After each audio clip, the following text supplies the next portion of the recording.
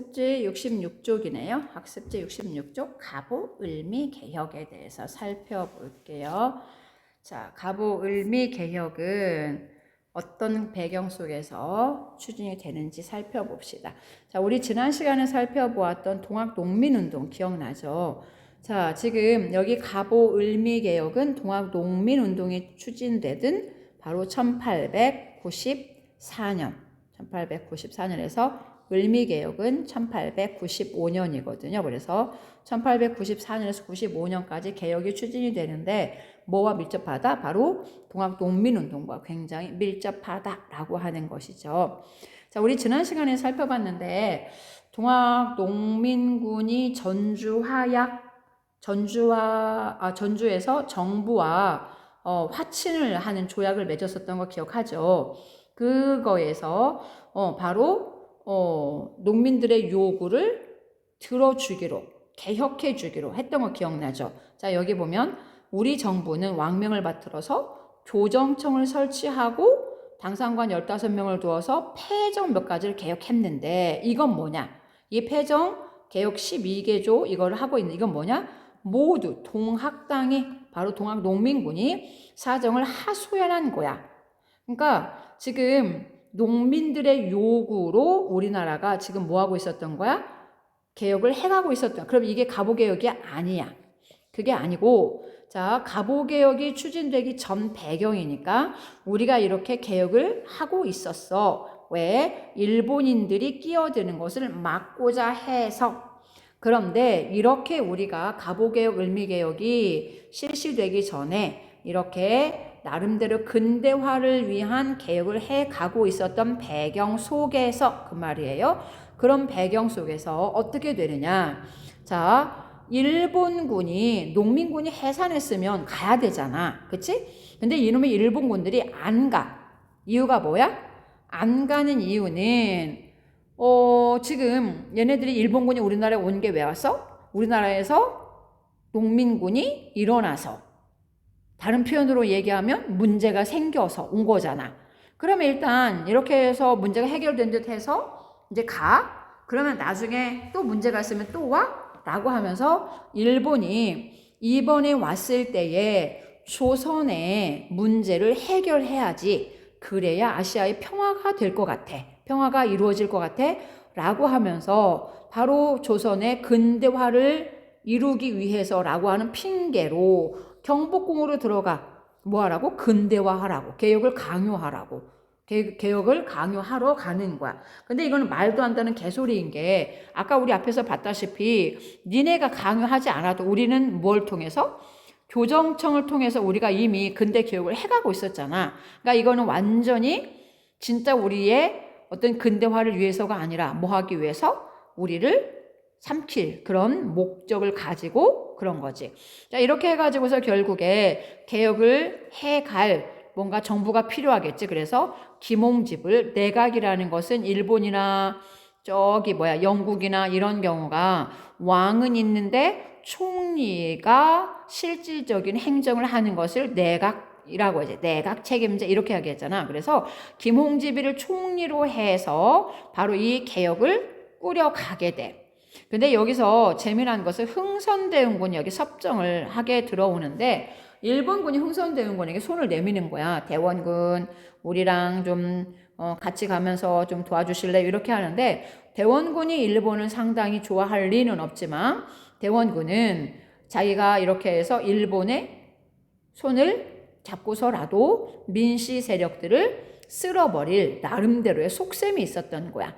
그것을 꿰뚫어 보고 이제 일본은 흥선대원군을 이제 끌고 들어오는 거고 이렇게 해서 결국에 김홍집 내각은 우리 정부에서 자치적으로 자주적으로 개혁하고 있었던 교정청을 폐지시켜버리고 자기네 입맛대로 개혁을 추진해가기 위해서 군국기무처라고 하는 개혁 추진기구를 하나 만들어요. 그런데 이 1차 가보는 여기에 있는 대로 청일전쟁 중이야. 청일전쟁 중. 자, 이게 뭔 말이냐 하면은, 잠깐만요. 자, 지금 여기 경복궁을 무력으로 점령하고 이랬잖아. 이렇게 되었을 때 동시에 벌어지는 게 뭐냐? 바로 청일 전쟁이지. 그치? 자, 청나라 입장에서는 조선은 내 건데 내 허락도 없이 지가 뭔데 군대를 거느리고 경복궁에 가서 이래라 저래라 하는 거야? 이건 말이 안 되는 거예요. 청이 항의하면서 일본이 이제 전쟁을 터뜨리는 것. 그래서 바로 이 1차 가보가 진행되는 이 시기는 뭐냐? 청일 전쟁 중이야. 그러면 일본이 1884년부터 갑신정변 끝난 84년부터 94년까지 전쟁 준비를 10년을 했다고 하더라도 상대가 상대야. 그러다 보니까 전쟁에 더 집중을 하게 되지. 아무래도 우리의 개혁이 더 급한 건 아니잖아. 그러다 보니까 2차, 3차의 갑오개혁보다는 일본의 간섭이 비교적 적어요. 자, 이 말은 다른 말로 얘기를 하면 이 말은 무슨 말이냐? 비교적 간섭이 적다라는 얘기는 우리의 의견이 우리 조선 정부의 의견이 많이 반영됐어요 라고 하는 거야. 그래서 여기 보면 갑신정변 때에 근대화를 위한 개혁이 있었지. 그 다음에 동학농민운동에서의 근대 개혁의 조항들이 있었지. 이런 것들이 그래서 1차 가보에는 많이 반영됐다라고 하는 이야기예요. 자, 이게 바로 군국기무처의 모습이에요. 군국기무처가 바로 근대화를 위한 회의를 하는 거고요. 자, 여기 이제 총리 대신 김홍집을 중심으로 해서 이루어지는데, 자, 이때 당시 우리나라의 행정기구가 이렇게 되어 있어. 자, 왕이 있고요. 그 다음에 의정부가 있고, 원래 의정부 아래 육조가 있어야 되지. 그치? 근데 육조 대신에 전부 다 아문 이렇게 해가지고 8개의 아문으로 바뀌게 되고요. 그 다음에 개혁 추진국으로서 군국기무처라고 하는 새로운 개혁 추진기구가 생겨났네요.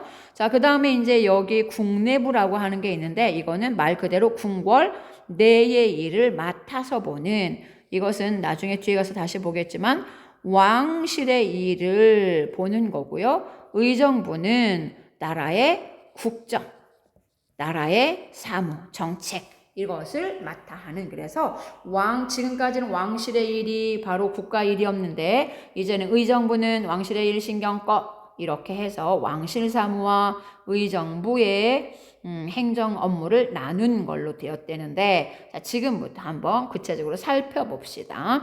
자, 정치적인 면에서는 청의 연호를 폐지하고, 얘들아 우리 여러 번 얘기했는데 중국 연호 쓴다라는 건 뭐를 말한다? 우리는 중국의 속국이다라는 얘기인 거지. 그치? 다른 말로 얘기하면 우리의 주인이 중국이라는 얘기야. 그러면 지금 이게 일본의 간섭 아래 진행이 되는 거잖아. 그러니까 우리가 청나라의 속국이다라는 얘기는 일본이 우리를 먹기 위해서는 걸리적거리잖아. 그래서 야 니네는 뭐야? 자주국가야. 왜 배앓이도 없냐? 청나라의 연호를 쓰고 있냐? 뭐 이런 거지. 그래서 자주국가의 의미로다가 중국 연호 폐지하고, 그 다음에 개국이라고 하는 연호를 썼다라는 얘기야. 국회 열었다 나라를. 그래서 나라를 건국한 거. 여기서 나라는 조선인 거예요. 그래서 조선을 건국한 것을 연도의 기준으로 삼았다라고 하는 이야기예요. 자, 이게 무슨 얘기냐 하면 이런 얘기예요. 자, 지금 잠깐만요. 이게 안 없어져. 자, 지금 조선이 건국됐다. 조선이 1392년에 건국됐지? 근데 이것을 나라가 열린 이 1392년을 연도의 기준으로, 여기를 갖다가 기준으로 하는 거야. 쫙 연도의 시작에서 여기가 뭐가 되는 거야? 개국 1년이 되는 거야. 그 다음에 1393년은 뭐가 되는 거야? 그러면 개국 2년이 되는 거야. 그러면 1800 지금 94년 이거는 뭐야? 개국 503년. 이런 식으로 해서 조선이 건국된 것을 연도의 기준으로 해서, 그래서 적어도 너네는 자주국가잖아 이런 의미로다가 청의 연호 사용하지 못하게 했고, 아까 얘기했던 것처럼 왕실의 일과 국가의 일을 분리해서 그렇게 해서 서서히 어떤 왕권을 제한해가는 모습이고요. 육조를 없애고 팔아문으로 바꿨어요. 그 다음에 과거제가 문제가 많아요. 그래서 새로운 어떤 인사 임명에 대한 시스템을 만들면서 과거제를 폐지시켰답니다. 그 다음에 내무하문 산하에 경무청을 두었다 그런 지금의 경찰청 생각하면 되거든요. 자, 이런 것들이 전부 다 1차 가보의 정치적인 모습에서의 개혁이었고요. 자, 그 다음에 경제 분야 봅시다. 재정의 일원화, 우리 갑신정변 때 재정의 일원화, 그때는 어디에서의? 자, 갑신정변 때에는 재정의 일원화가 호조에서의 재정의 일원화야. 근데 지금 1차 가보에서 아까 6조가 없어지고 암원으로 바뀌어졌잖아. 그러면서 호조에서 이제 탁지 암원으로 바뀌는 거예요. 그 다음에 은본위 화폐 제도라는 건데 화폐의 기본이 되는 그런 것을 은으로 하게 되는 거야. 자, 일본의 엔화하고 우리의 원화하고 한번 비교해 볼까? 예를 들어서 일원하고 일본의 1엔하고 가치가 같아? 아니잖아. 그러면 이 가치를 어떤 걸로 서로가 하게 되느냐라고 했을 때 바로 예를 들어서 엔화, 은 1g을 엔화로 얼마를 주면 살 수 있어? 그 다음에 은 1g을 우리나라 상평통보로 얼마를 살 수 있어? 이렇게 하다 보면 은 1g이라는 기본이 있잖아. 기준이 있잖아. 그걸 가지고서 어떤 화폐의 가치를 책정하는 거라고 보면 돼. 그래서 은본위 화폐 제도이고요. 세금을 현금으로 내래요. 그 다음에 도량형을 통일하래요. 일본 진해과하고 우리 과하고 면적, 길이, 거리, 쟤는 단위가 다르다 보니까 먹기가 불편하거든. 우리나라 어차피 지네가 먹을 거야 라고 생각을 하다 보니까 같이 해야 되겠어. 미리 준비를 하나씩 해가는 거예요. 자, 그 다음에 사회사로 넘어와서 자, 우리나라의 계급이 생겨난 것은 청동기 시대 때 생겨났잖아. 그게 우리나라 역사에서 완벽하게 사라지는 때가 바로 여기 가보개혁 때야. 그래서 우리나라에서 신분제가, 법적으로 신분제가 폐지된단다. 굉장한 변화이지. 근데 이미 꿈틀대고 있었잖아. 갑신정변 때에도 뭐가 있었어? 인민평등 해주세요. 뭐 이런 거 있었잖아. 그 다음에 동학농민군들이 뭐라고 얘기했어? 노비문서 불태워주세요. 뭐 그 다음에 뭐 백정들 패랭이 쓰는 거 뭐 7종의 천인차별 없애주세요. 이런 거 있었잖아. 이런 것들이 결국에 반영이 돼서 신분제 폐지로 연결이 되었단다 라고 하는 거예요. 아까 얘기했다시피 그래도 우리의 어떤 그 의사가 가장 많이 반영된 거 바로 이거라고 얘기했었잖아. 자, 그 다음에 1차 가보에서 봉건적인 악습들이 없어졌는데 조혼 금지. 너무 일찍 결혼하면 어때? 자기도 조금 부모의 어떤 보호도 받고 양육을 받아야 되는 시기에 어려서 결혼하면 또 어려서 아이를 출산하게 되면 여러 가지로 국민의 어떤 정신적, 육체적으로 문제가 심각하겠지. 그래서 조혼을 금지했고요. 그 다음에 과부의 재가를 허용했죠. 동학농민군이 뭐라 그랬니? 젊어서 과부가 된 사람들 재혼하게 해주세요 그랬잖아. 그랬더니 그래 맞아 여자들 재혼하게 해야지 얼마나 불쌍해 뭐 이렇게 된 거지. 그 다음에 고문금지. 그 다음에 연좌제 폐지. 연좌제라는 게 뭔지 알지? 연대책임이야. 예를 들어서 김옥균이가 죄를 지었다 그러면 김씨네 김옥균네 김옥균네 부인네 뭐 예를 들어서 이씨야 그러면 이씨네 그 다음에 김옥균네 엄마네 친척 다 이렇게 해서 엄청나게 수많은 사람이 한 사람으로 인해서 죽어가게 되는데 괜히 친척들까지 다 죽게 하는 건 너무 억울하지롱. 본인만 이렇게 해서 처벌받게 하는 것이 연좌제 폐지라고 얘기할 수 있어. 자, 지금까지 1차 갑을 살펴봤는데 왜 또 1차면 1차지 뭐 근데 또 2차냐라고 생각할 수 있는데 이런 새끼들이 지금 전쟁 중이었잖아. 와우, 내가 왠지 이길 것 같아. 그래서 왠지 청을 조선에서 없애버리고 내가 조선을 먹을 수 있을 것 같아. 그래서 본격적으로 우리나라를 먹기 위한 준비를 해가는 거야.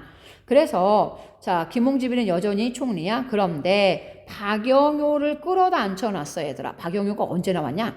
자 10년 전 1884년 갑신정변으로 3.1천하였잖아. 그때 인물이 바로 박영효였거든. 걔네들이 바로 3일 만에 실패로 끝나면서 일본으로 도망가 있었고 그때까지 이제 일본에서 그야말로 찬밥 신세였었는데 일본이 이 박영효를 조선에다가 끌어다 앉혀놓게 돼. 그러면서 야 니네 나라를 너 옛날에 근대화 시키고 싶었지? 이번에 한번 원 없이 해봐. 뭐 이렇게 하면서 결국에 이제 일본의 입맛대로 박영렬을 움직여가면서 2차 가보, 그러니까 우리나라를 먹을 본격적인 그런 준비를 해가게 되는 것이 2차 가보야. 자, 2차 가보의 특징은 아까 1차 가보 때 대원군 나왔잖아. 이제 뭐 너 따위는 필요 없거든, 가버려 이렇게 해서 흥선대원군 물러나게 했고, 아까 군국기무처가 14명이나 됐잖아. 아이고 근대화하라고 했더니 그냥 말만 많고 도대체가 일이 진행이 안 되는 것 같아 뭐 이랬나 봐. 그래서 이것도 없애버리고 그 다음에 이제 일사천리로 명령해서 타다닥 진행을 시켜버리는 거야. 그 다음에 고종으로 하여금 개혁을 해가기 위해서 이렇게 할 거야 라고 하는 것을 발표하게 하는데, 그게 바로 홍범14조야. 자, 2차 가보의 중요한 특징, 바로 이게 홍범14조야. 법이야, 법, 헌법 같은 거. 자, 청에 의존하는 마음을 버려라. 얼마나 지금 청하고 그냥 조선하고 관계를 끊고 싶은지 일본의 속셈이 좀 보이지? 그치? 자, 그 다음에 여기에 보면은, 자, 군주가 정사를 친히 대신에게 물어 재결하면, 왕이 결정하는 게 아니라 지금 뭐 하라는 거야? 대신들에게 물어가면서 하라는 얘기야. 왕권을 좀 제한하는 거지. 왕비. 바로 그때 당시 명성황후가 꽤 정치에 이제 관여하다 보니까 관여하지 못하게 하라라고 하는 이야기를 하고 있네. 그 다음에 아까 왕실의 사무와 국정 사무를 나누어 혼합하지 아니할 것, 이게 1차 가보에 있었던 거잖아. 근데 1차 가보에 있었던 것을 여전히 2차 가보에서도 건지겠다라는 이야기야. 그래서 이것도 뒀고요. 그 다음에 경비 지출은 모두 탁지하문이 관할할 것. 아까 재정에 일어난 탁지하문에서 그랬지. 이것도 역시 1차 가보에서 실시된 거지만 이것을 법 조항에 넣어서 역시 2차에서도 이거는 계속 살려가겠다라는 이야기야. 자, 그 다음에 여기에 보면 이제 여러분들 쭉 한번 보세요. 자, 여기에 보면은 장교를 교육하고 징병제를 실행하고, 그래서 왠지 뭔가 우리나라의 군사제도의 개혁을 할 것처럼 그러지만 실제로 이것을 실행하지는 않아요. 그냥 홍보용 같은 미끼 상품 같은 그런 거였었어. 자, 일단 홍범 14조의 그런 내용을 보면서 그 법에 의해서 이제 실천해가는, 이렇게 뜯어고친다라고 이제 해가는 건데요. 자, 정치적으로는 내각제를 실시했답니다. 그 다음에 아문이 있었잖아. 아까 1차 가보 때 그것을 칠부로 바꿔버리네. 자, 원래 아까 1차에서는 국내부가 있었고 여기에 뭐가 있었어? 의정부가 있었고, 그 다음에 의정부 아래에 8아문이 있었고, 그 다음에 의정부 옆에 가서 뭐가 있었어? 군국기무처가 있었고, 이렇게 되어 있었잖아. 그런데 2차니까 군국기무처 없앴지. 의정부도 없애버리고, 그 다음에 이제 여기에 내각을 안 치는 거야. 이게 바로 내각제야. 그 다음에 8아문 없애버리고 7부로. 자, 이렇게 바꿔버렸어요. 자, 그 다음에 팔도를, 우리나라 전국이 8도였잖아. 경기도, 경상도, 충청도, 뭐 황해도, 함경도 그랬잖아. 이거를 23부로. 와우. 전부 다 끝이 부지, 얘들아. 부지? 이렇게. 자, 부로 했는데 쪼각쪼각 엄청 나눴지. 그래서 이제 도가 없어지면서 23부로 바꿨고요. 자, 그 다음에 사회사에서는 지방관의 권한을 축소시켰어요. 지방관의 권한을 대폭 축소시켰는데, 자, 원래 지방관에게는 조선시대 때 어떻게 되어 있느냐? 3가지 권한이 있어서, 자, 행정권이 있었어. 세금 같은 거 걷는 거. 그 다음에 군사권. 뭐 예를 들어서 전쟁이 일어났다. 그러면 예를 들어서 권율 아저씨가 그러잖아. 얘들아, 남자들 총 쏴라. 그때는 총이 아니었겠다. 자, 뭐 예를 들어서 활 쏴라. 그 다음에 어린이들 아줌마들 행주치마에다가 돌멩이 집어와라. 그 다음에 조금 더 연세 드신 아줌마들, 힘없는 아줌마들 열심히 아궁에다 불 지펴서 뜨거운 물 가지고 와라. 뭐 이런 거. 이게 사또의 임무야, 얘들아. 군사주의권. 그 다음에 네 이놈, 네 죄를 네가 알렸다. 이런 거 있었잖아. 사법권이 있었어. 그런데 자, 이렇게 지방관의 권한이 너무 한 사람에게 몰려 있다 보니까, 예를 들어서 동학농민운동 때 조병갑이가 있었어? 세금을 무진장 걷어가서, 행정권이잖아. 그랬더니 전봉준의 아빠가 사또 그러면 아니돼요. 그랬더니 어떻게 했어? 완전히 그냥 감옥에 투옥시켜버리고 연락해버렸잖아. 나는 죄인이야 이러면서. 이건 문제가 심각한 거지. 그래서 바로 이 군사권도 사법권도 전부 다 없애버리고 그러면서 이 사법권을 독립시키기 위해서 지방마다 재판소를 설치하는 걸로 대단히 이제 이런 것들은 근대적인 모습으로 되어가는 거다라고 보면 되지.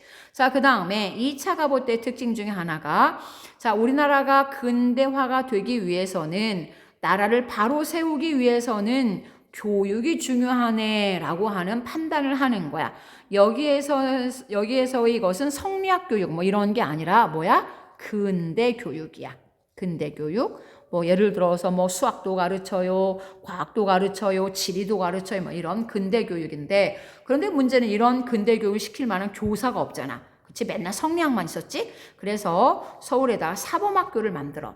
왜? 학생들을 가르치려면 교사를 양성해야 되겠지. 그러면 얘네들이 나온 다음에 뭐 할 거야? 소학교를 만들어서 얘네들을 이렇게 가르쳐 갈 거야. 그래서 소학교 규칙 이런 걸 만들고요. 그 다음에 이 근대화 시대에 근대화에 발맞추어서 뭐 해야 되겠어? 외국어 가르쳐야 되겠어. 이런 근대적인 교육 제도를 마련한 게 뭐다? 교육입국 조서에서다 라고 하는 거예요.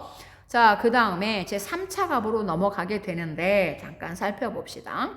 자, 2차 가보면 2차 가보니 또 이번엔 또 웬 3차 가보냐 라고 할 수 있는데 자, 이번엔 청일전쟁 완전히 끝났어 얘들아. 아까 2차 가보는 왠지 이길 것 같아 삐리 꽂혔다 그랬지. 근데 이번엔 끝났어 얘들아. 일본 쌩 이렇게 된 거야. 그래가지고 일본 놈들이 야 이놈의 새끼야 이리 와 이래가지고 시모노세키를 불러 들어갔어. 일본에 있는 항구야. 시모노세키를 불러간 다음에 청을 불러들인 다음에 야 너 때문에 내가 이렇게 손해를 입었어. 그러니까 손해배상해 해서 배상금을 가져가기도 했었지만 또 하나 이렇게 중국의 땅덩어리를 가져간 거야. 빼앗아간 거야.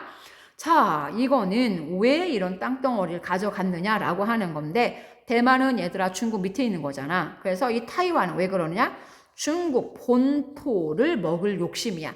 랴오뚱반도는 우리나라 북쪽 옆에 있는 거잖아. 바로 요동반도 어디를 먹으려고? 요동반도를 발판으로 해서 만주를 먹으려고. 이게 일본이 아주 계획적으로 이 두 곳을 가져갔는데 이걸 누가 눈치챘게? 바로 러시아가 눈치를 챈 거야. 왜? 나도 지금 청나라를 먹으려고 호시탐탐 노리고 있거든. 근데 이놈의 새끼가 일본이 청나라를 이기는 걸 봤잖아. 허허 저놈이 만만하게 볼놈은 아니네 해가지고 프랑스하고 독일을 끌어들인겨. 그래가지고서 이 세 나라가 일본한테 시비를 거는 거야. 간섭을 하는 거야. 야, 너 배상금도 가져갔는데 땅도 이 땅, 저 땅 너무하지 않니? 이래가지고서 결국에 그냥 눈을 부릅떠가지고 이거라도 하나 돌려주는 게 양심적일걸? 너무 과하다 너 이렇게 해가지고 지금 일본은 전쟁 뒤끝에 지금 여러 가지로 지금 약해진 상태겠지. 힘이 든 상태겠지. 그래서 이런 강대국의 세 나라나 얽혀 있는 것에 항의를 묵사발할 수는 없어서 랴오뚱반도를 청에 돌려주는 거야. 자, 이거를 접하게 된 조선 정부가 어떠한 생각을 하게 되느냐. 지금 청일전쟁에서 청나라가 졌잖아 얘들아. 근데 청나라가 졌는데 이 시모노세키 조약에서 어떤 조항이 있었느냐 하면 청은 이제 조선에 대해서 더 이상 어떠한 영향력도 행사하지 않겠다. 다른 말로 얘기하면 일본 네가 조선을 먹는다 손 치더라도 나는 아무 말 못해 라고 하는 거야. 이거를 이제 우리나라가 알게 됐잖아. 그러면 청이 이제 더 이상 우리를 못 도와준단 말이야. 근데 일본이 우리를 호시탐탐 노릴 것 같아. 큰일 났네 어쩌나 하고 있는데 시상해나 일본이 누구한테 깨갱한 거야? 러시아한테. 와우, 우리가 살아남을 수 있는 것은 러시아다. 이제는 행님요, 청요 이런 게 아니라 누구한테? 러시아한테 도와달라 하면 되겠네 라고 생각을 해서 친러 정책을 하게 되는 거야. 친러. 자, 친러로 가면서 어떻게 되느냐? 바로 2차 갑오가 중단이 돼요. 당연히 러시아에서 일본의 입김함에 진행이 되는 2차 갑오 하게 할 리가 없겠지. 이렇게 해서 친러 정부가 들어서고 이러면서 결국에 일본을 견제하게 되는데 자, 이 친러 정책을 펼치게 된 걸 누구라고 생각을 하느냐. 이 아이디어를 명성황후의 아이디어라고 생각을 했어. 그래서 결국에 명성황후를 시해하는 을미사변이 벌어지게 돼. 이렇게 해서 다시 친일내각, 지금까지 친러였잖아. 다시 친일내각이 구성되면서 그렇게 해서 3차 가보가 추진이 되는 거야. 근데 이 3차 가보는 1895년 을미년이기 때문에 이걸 뭐라고도 합니다. 을미개혁이라고도 합니다. 자, 태양력 사용. 지네는 양력, 우리는 음력.